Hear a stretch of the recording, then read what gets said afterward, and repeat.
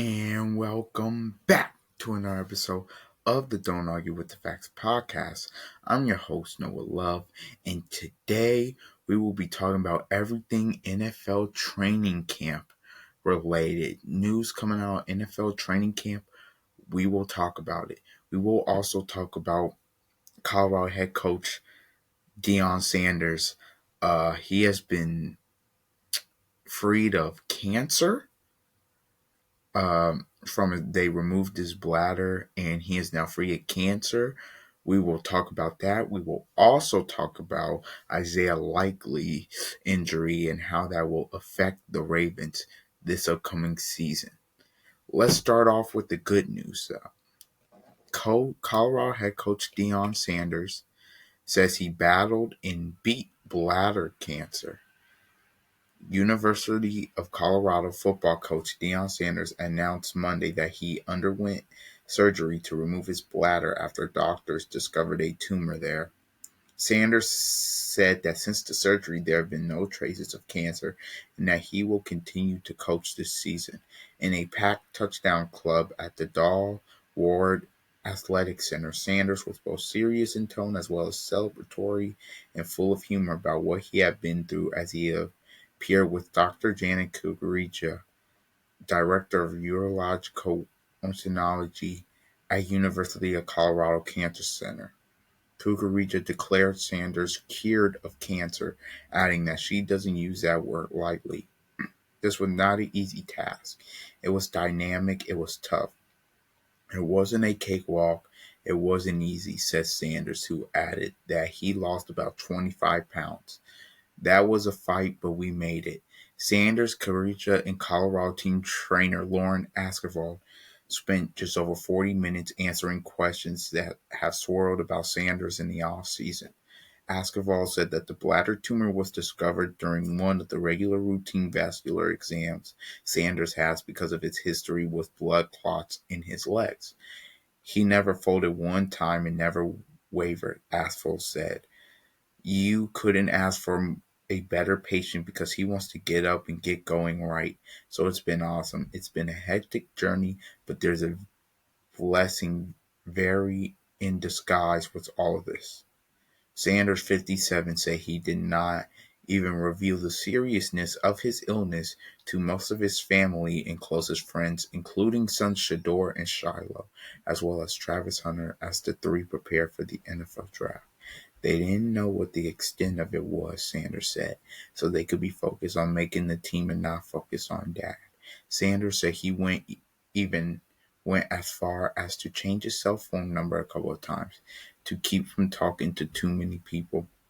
Sanders has largely been out of the public eye in recent months, save for an appearance at Big 12 Media Days earlier this month, when he acknowledged Conference Commissioner Brett Yormark for repeatedly checking in on him and praised Colorado Athletic Director Rick George. Sanders deflected questions about his health at Big 12 Media Days and previously had not publicly offered any specifics. On Monday, however, Sanders expounded on his faith, his recovery, his desire to continue coaching, the challenges of having his bladder removed, and the radical change in lifestyle following the surgery. He alternated between humor and the somber realization that he is a cancer survivor. I can't pee like I used to, Sanders said with a laugh. I depends. I'm making a joke out of it, but it is real. It is real. It is real. If you see a porta potty on the sideline, it is real. I'm just telling you. You're going to see one at practice, on the sideline, in games. He said that he hopes his public discourse will spur people to get examined for all types of cancer, and said that his humor about bladder cancer will help those who will go through the same surgery recovery avoid being embarrassed. At one point, Sanders joked with Kugarija that she had told him, "As good as you were as a player, I'm better," to help motivate him during his recovery. Kugarija said some of Sanders' small intestines was used to create a new bladder. She added that Sanders should continue to be active in his recovery and is medically ready to coach. It is a learning curve for sure, Karich just said, of post-surgical life for bladder cancer patients. Sanders met with his players and coaches Sunday to recount his diagnosis, surgery, and recovery. He said he did not tell any of the players the specifics of his diagnosis or what followed until Sunday's meeting with the team. In July, his son Deion Jr. posted a video on social media in which Deion Sanders is heard saying that he was dealing with a health issue and that I ain't all the way recovered. In the video, he is seen stepping into an ice bath as well as shooting basketball and taking a walk with one of his daughters. Sanders said that in May, he had lost about 14 pounds as he had limited contact around the program during the team's spring and summer workouts. Sanders has previously dealt with some serious health issues. He has had bouts with blood clots in his legs, had 2 toes amputated in 2022, and underwent emergency surgery in June 2023 to treat the persistent clots, including one in his thigh and one leg and several just below his knee in his other leg. Sanders implored people to see their doctors regularly to be examined for cancer or other issues and emphasized that he has shown to no signs of cancer before his was discovered during an exam to check his legs. Get checked out, Sanders said. It could have been a whole kind of gathering if I didn't. Everyone knows someone who is affected or infected by the C word. On the field, Sanders is set to begin his third season with the Buffaloes in 2024, with Shedeur at quarterback and Hunter, college football's most accomplished two-way player in the modern era, putting together a Heisman Trophy winning season. The Buffaloes finished 9-4 and appeared in the Alamo Bowl. Sanders' son Shiloh, a safety for the Buffaloes the past 2 seasons, has also moved on to the NFL, along with several high-profile players on offense. The top storyline on the field for the team is the competition to replace Shedeur behind center. In 2 seasons, Shedeur completed 71.8% of his passes for 7,364 yards with 64 touchdowns. This will be the first season Deion Sanders doesn't coach a high school or college team with Shedeur at quarterback. 17-year-old true freshman Julian Lewis and 5-star recruit, the number 2 player in the 2025 ESPN 300, and Caden Salter, who started 24 games and 4 seasons at Liberty, will compete for the job. Wow, that is a lot. Uh, Ladies and gentlemen, that is a lot. I'm just glad Coach Prime is okay. I'm glad he's going to be able to coach. But man, having cancer, that was scary. I saw a video on his on I believe it was his Instagram, and he was talking about he had to create a will. And he said that was scary. So just prayers up to Coach Prime. Glad that his cancer's in remission and that he is okay. And as for Colorado, this season, kind of the last part of the article talking about who will win the job. Caden Salter, I think, may win the job because a 17-year-old Julian Lewis. I don't know, but we will see who wins it. But I do think Caden Salter's going to win it because he's a very good quarterback and he has the experience over Julian Lewis. Now, some NFL training camp news. It's full pads, and it's full pads now. Let's start with the Titans. Cam Ward thinks the Titans' offense so far has been mid. The Titans had one of the worst offenses in football last season, ranking 28th in points per possession, 1.60, and 29th in yards per possession, 26.9. Yeah, Brian Callahan laid it all at the feet of Will Levis. LOL. The lack of production on offense led Tennessee to the number 1 pick in the NFL draft, which gave the Titans the right to select Cam Ward as their franchise quarterback. We knew he was selecting them. Brian Callahan didn't like Will Levis. Tony Pollard gave them some good production too. Last season, I think he was over 1,000 yards.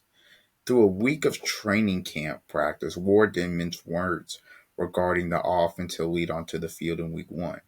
Just think we are very mid right now, Ward said to reporters on Wednesday, up front to the receivers in every position. But at the end of the day, it all starts with me. I just don't think we are at what we need to be, but we got a little bit of time. Every day we get better as a whole, and we are a young team, but that's no excuse. We got to come with the right mindset every day and come to work. You just love that. Love to hear that. I think Cam Ward is going to be really good. Obviously, can move, has great arm talent. Tennessee's going to have to do a good job of building around him, but that leadership role, he really took that on at Miami. He really commanded the room. So, with him now being at Tennessee, he's kind of doing the same thing, and it may work. We don't know. Tua. Let's go to Miami. Tua Tagovailoa has been turnover free. Look, I know it's just training camp, and training camp stats aren't the biggest thing, but obviously, training camp, it could have some good signs. So, Tua being turnover free is good. Tua is the reason that offense works. Let's be honest, Tua is the reason that offense works, but whatever you decide to make of training camp stats, they are recorded by many beat writers as a way to let fans know what's going on and to engage content. There can be some meaning behind them, even though the context of the stats is lacking. Not turning the football over in practice can lead to turnover-free football in a game. And that's what Dolphins quarterback Tua Tagovailoa is doing. Tagovailoa hasn't thrown an interception through 7 Dolphins training camp practices and has been consistent from day to day. No, it's not about Tua's really ability. It's just about, can he stay on the field? That's the big thing. Can he stay on the field? Can he not get injured? If he stays on the field, the Dolphins have a good chance, I think, to at least get into the 7th spot. So we'll see what happens with there. Now going to Atlanta. While Michael Penix Jr. has been the focus early in Falcons training camp, Atlanta may have struck gold on the defensive side of the ball. James Pierce Jr., Atlanta's first-round pick, has been impressive through the first week of training camp. James Pierce Jr., he edge rusher at Tennessee, was really good last season. Atlanta needed some edge rushing because they could not get to the quarterback last year. I think they were mid-20s in terms of sacks total for the season. So they had to go and get an edge rusher. And it looks like James Pierce Jr. may be set to have a very good rookie year. Pierce has been beating blockers on the regular, leading to several practice skirmishes once the Falcons put the pads on. His speed on the edge has been on display, along with the edge, pun intended, Pierce has provided on the defensive front. It was a part of our draft. We wanted to add a little edge to our football team, said Falcons coach Raheem Morris.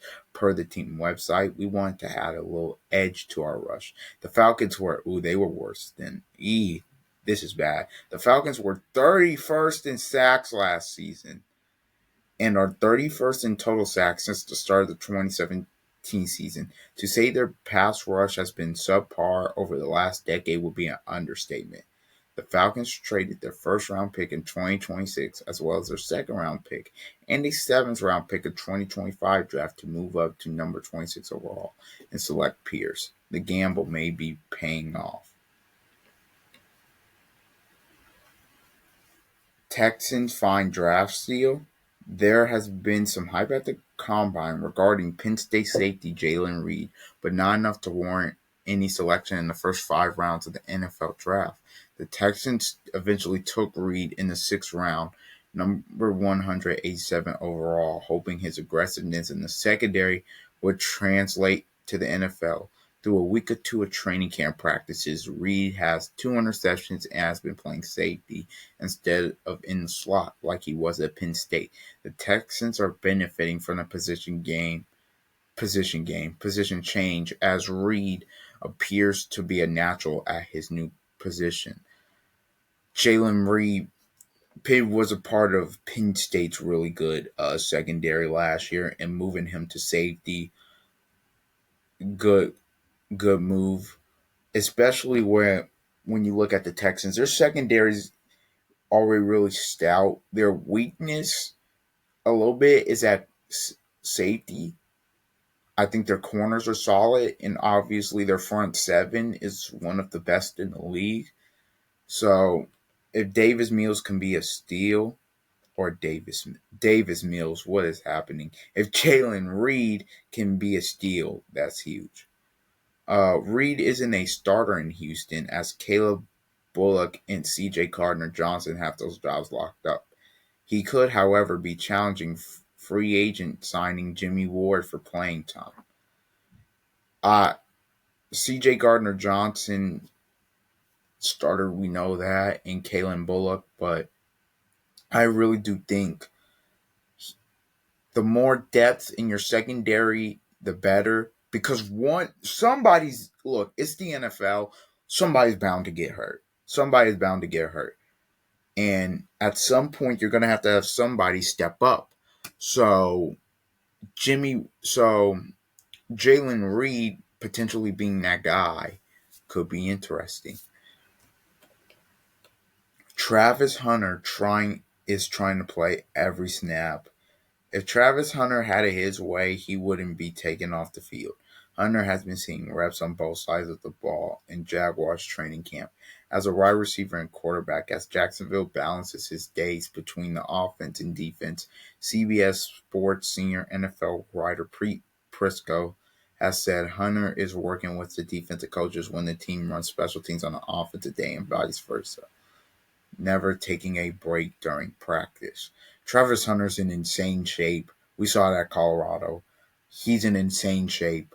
So, him, to me, he's more of a natural corner. If they were just going to stick him to one position, he's more of a natural corner than receiver. And I think that's where he will be better at. But Travis Hunter has been really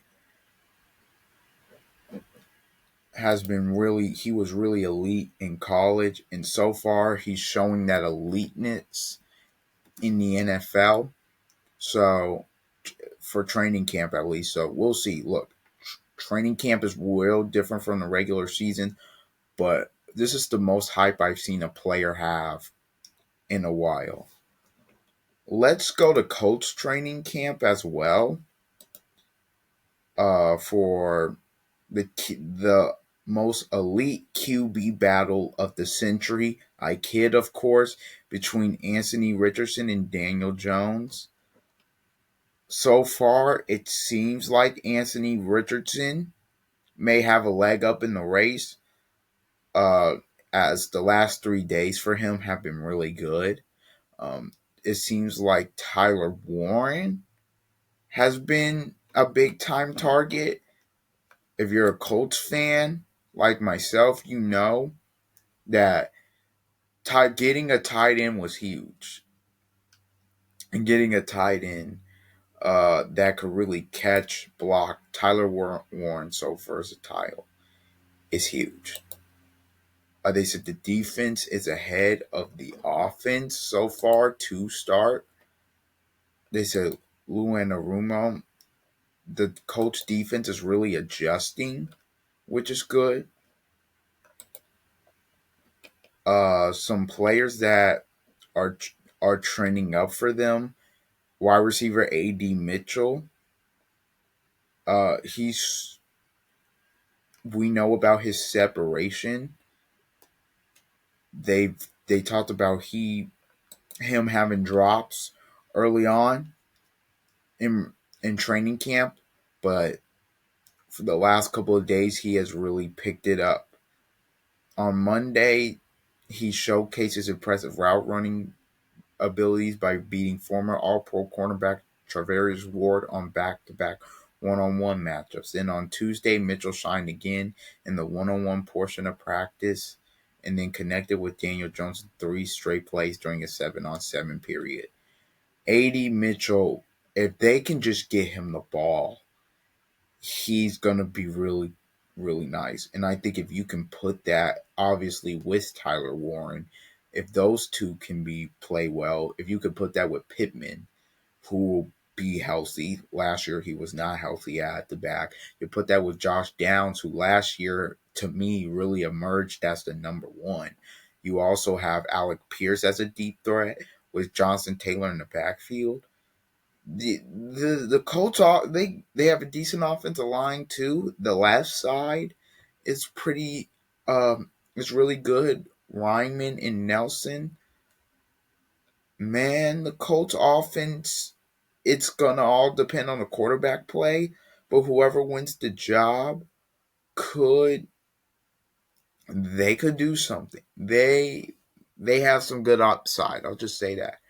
After both quarterbacks struggled on Saturday, Anthony Richardson and Daniel Jones each had strong showings on Monday, the team's first padded practice.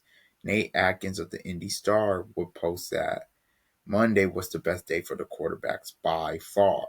On Tuesday, both quarterbacks were able to build upon that previous performance. Richardson was 9 for 14 in the 11-on-11 periods and 4 for 5 in the 7-on-7 periods. Jones, meanwhile, would go 8 of 11 in the 11-on-11 drills and 4 for 4 in the 7-on-7 periods on Tuesday. The high completion percentages reflect each quarterback taking advantage of the short to intermediate throws, which for Richardson in particular was a priority this offseason. As Shane Steichen has said, the most consistent of the two will be named Week 1 starter. You can see that Anthony's offseason work is paying off. Offensive coordinator Jim Bob Cooter said via Colts.com, he's got to keep going. We got to keep working on it. We got to keep pushing to get better. But we are always encouraged when a guy goes out and puts in work and shows up a little bit better because of it. Again, if Anthony Richardson can, number one, he needs to get his head right. That's the number one thing in terms of the maturity standpoint. Number two, if his play follows that, and the Colts have a franchise quarterback potentially, that's huge. Obviously, you need to see a transfer to the regular season. That if what he's doing in camp can transfer to the regular season, that's huge. Also, he needs to stay healthy.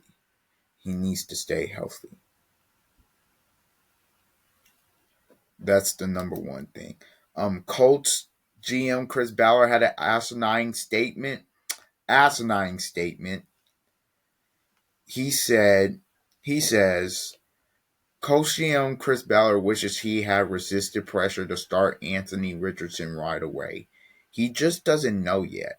He didn't have enough experience, both from a play standpoint but also a professional standpoint of how to get ready.